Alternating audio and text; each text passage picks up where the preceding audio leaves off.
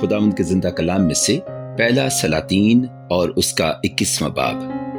ان باتوں کے بعد ایسا ہوا کہ یزریلی نبوت کے پاس یزریل میں ایک تاکستان تھا جو سامریہ کے بادشاہ اخیب کے محل سے لگا ہوا تھا۔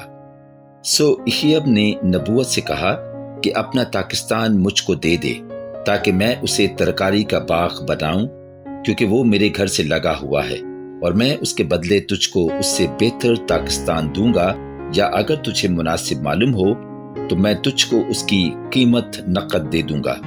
نبوت نے اخیب سے کہا، خداوند مجھ سے ایسا نہ کرائے کہ میں تجھ کو اپنے باپ دادا کی میراث دے دوں۔ اور اخیب اس بات کے سبب سے جو یزریلی نبوت نے اسے کہی اداس اور ناخوش ہو کر اپنے گھر میں آیا، کیونکہ اس نے کہا تھا میں تجھ کو اپنے باپ دادا کی میراث نہیں دوں گا۔ سو اس نے اپنے بستر پر لیٹ کر اپنا منہ پھیر لیا اور کھانا چھوڑ دیا۔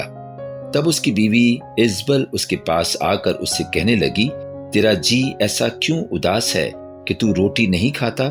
اس نے اس سے کہا، اس لیے کہ میں نے یزریلی نبوت سے بات چیت کی اور اسے کہا کہ تو اپنا تاکستان قیمت لے کر مجھے دے دے، یا اگر تو چاہے تو میں اس کے بدلے دوسرا تاکستان تجھے دے دوں گا۔ لیکن اس نے جواب دیا، میں تجھ کو اپنا تاکستان نہیں دوں گا۔ اس کی بیوی ایزبل نے اس سے کہا، اسرائیل کی بادشاہی پر یہی تیری حکومت ہے؟ اٹھ روٹی کھا اور اپنا دل بہلا، یزریلی نبوت کا تاکستان میں تجھ کو دوں گی۔ سو اس نے اخیب کے نام سے خط لکھے اور ان پر اس کی مہر لگائی، اور ان کو ان بزرگوں اور امیروں کے پاس جو نبوت کے شہر میں تھے اور اسی کے پڑوس میں رہتے تھے بھیج دیا۔ اس نے ان خطوں میں یہ لکھا کہ روزہ کی منادی کرا کے نبوت کو لوگوں میں اونچی جگہ پر بٹھاؤ، اور 2 آدمیوں کو جو شریر ہوں اس کے سامنے کر دو کہ وہ اس کے خلاف یہ گواہی دیں کہ تو نے خدا پر اور بادشاہ پر لعنت کی۔ پھر اسے باہر لے جا کر سنسار کرو تاکہ وہ مر جائے۔ چنانچہ اس کے شہر کے لوگوں یعنی بزرگوں اور امیروں نے جو اس کے شہر میں رہتے تھے، جیسا ایزبل نے ان کو کہلا بھیجا ویسا ہی ان خطوط کے مضمون کے مطابق جو اس نے ان کو بھیجے تھے کیا۔ انہوں نے روزہ کی منادی کرا کے نبوت کو لوگوں کے بیچ اونچی جگہ پر بٹھایا، اور وہ دونوں آدمی جو شریر تھے آ کر اس کے آگے بیٹھ گئے، اور ان شریروں نے لوگوں کے سامنے اس کے یعنی نبوت کے خلاف یہ گواہی دی کہ نبوت نے خدا پر اور بادشاہ پر لعنت کی ہے۔ تب وہ اسے شہر سے باہر نکال لے گئے اور اس کو ایسا سنسار کیا کہ وہ مر گیا۔ پھر انہوں نے ایزبل کو کہلا بھیجا کہ نبوت سنسار کر دیا گیا اور مر گیا۔ جب ایزبل نے سنا کہ نبوت سنسار کر دیا گیا اور مر گیا تو اس نے اخیب سے کہا، اٹھ اور یزریلی نبوت کے تاکستان پر قبضہ کر، جسے اس نے قیمت پر بھی تجھے دینے سے انکار کیا تھا، کیونکہ نبوت جیتا نہیں بلکہ مر گیا ہے۔ جب اخیب نے سنا کہ نبوت مر گیا ہے تو اخیب اٹھا تاکہ یزریلی نبوت کے تاکستان کو جا کر اس پر قبضہ کرے۔ اور خداوند کا یہ کلام ایلیا تشبی پر نازل ہوا کہ اٹھ اور شاہ اسرائیل اخیب سے جو سامریہ میں رہتا ہے ملنے کو جا، دیکھ وہ نبوت کے تاکستان میں ہے اور اس پر قبضہ کرنے کو وہاں گیا ہے۔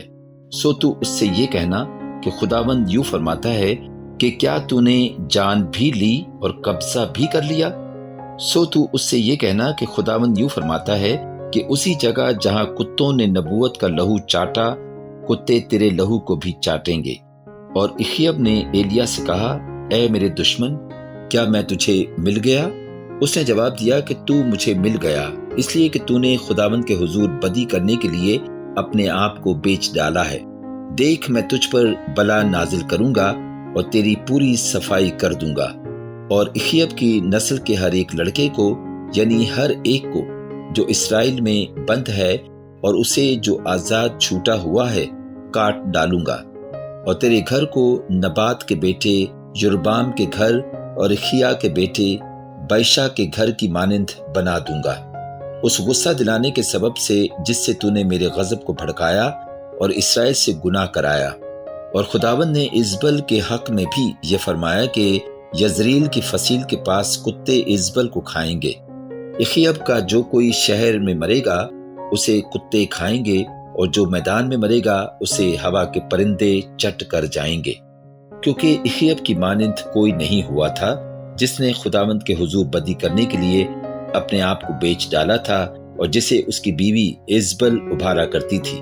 اور اس نے نہایت نفرت انگیز کام یہ کیا کہ اموریوں کی طرح جن کو خداوند نے بنی اسرائیل کے آگے سے نکال دیا تھا بتوں کی پیروی کی۔ جب اخیب نے یہ باتیں سنی تو اپنے کپڑے پھاڑے اور اپنے تن پر ٹاٹ ڈالا اور روزہ رکھا اور ٹاٹ ہی میں لیٹنے اور دبے پاؤں چلنے لگا۔ تب خداوند کا یہ کلام ایلیا تشبی پر نازل ہوا کہ تو دیکھتا ہے کہ اخیب میرے حضور کیسا خاکسار بن گیا ہے، بس چونکہ میرے حضور خاکسار بن گیا ہے اس لیے میں اس کے ایام میں یہ بلا نازل نہیں کروں گا، بلکہ اس کے بیٹے کے ایام میں اس کے گھرانے پر یہ بلا نازل کروں گا۔ پاک کلام کے پڑھے اور سنے جانے پر خداوند کی خاص برکت ہو، آمین۔